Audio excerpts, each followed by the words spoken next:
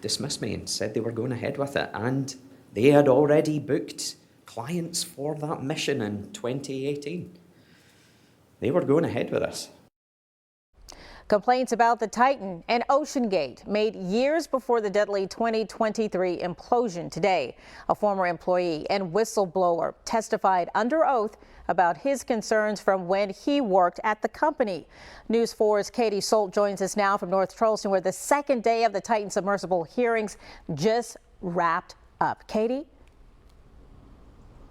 Tessa, David Lochridge is the former operations director for OceanGate. He said he started noticing red flags back in 2016 when he joined the company. He said he tried to go to the founder, other directors, but they weren't listening to him, and eventually he was fired.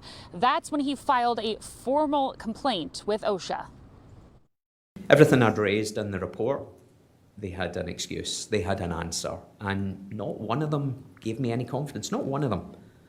You know, from cathodic protection to nothing. It was a disgrace. David Lochridge says he told OceanGate founder Stockton Rush for years the Titan submersible would not be a safe machine. We all voiced concerns about what was happening in terms of the engineering of Titan, and even more so when the components started arriving at the facility in Everett during 2017. He says he wrote a report for Rush and the board of directors outlining everything he felt needed to be fixed.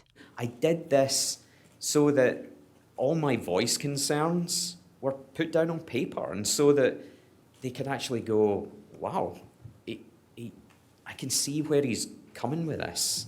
There's a lot of things on this report that could affect the integrity of this hull.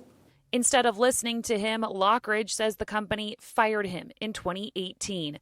Within a month of his dismissal, he went to OSHA to file an official safety complaint. He decided at that point my issues and my concerns about public safety, about the public going in the submersible, were serious enough that he wanted me, he said it to me, I knew nothing about this, to be put and placed under the whistleblower protection scheme.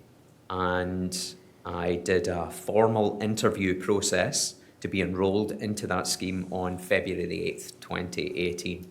But OceanGate filed a lawsuit against Lochridge and his wife. OceanGate alleged breach of contract, including violating terms of contractual employment and discussing confidential information. He says the company wanted him to drop his OSHA complaint. They state that if I don't, they will contact previous employers, ex-spouses. OceanGate will contact US Immigration. Fraud, theft, everything's in this. And what is that? That is a settlement and release agreement that OceanGate's attorneys served to my wife and I in March 2018 to get me to back off. Lochridge and his attorneys countersued OceanGate in federal court in August 2018. Today, Lochridge read emails from OSHA showing how for nearly a year his claim was not investigated, with OSHA citing the need to take care of older cases first. Not once during all of this did they actually go down, pay a visit, talk to them, nothing. And in late 2018, Lochridge says he dropped the complaint against OceanGate. So we decided to walk away from the lawsuits and informed OSHA of this, as they hadn't started working on my case. And genuinely, it was too much for us as a family. Lochridge says he never paid OceanGate any money, and they never paid him either.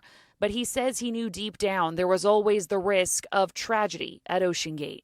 They bypassed it all. It was inevitable something was going to happen. And it was just when. Hearings resume Thursday with testimony from a former mission specialist and scientific director. Coming up ahead at 7, our Conley Grayson has David Lochridge's kind of stark message for OSHA, who he says is actually partially to blame for the implosion. Working for you live in North Charleston, Katie Solt, News 4.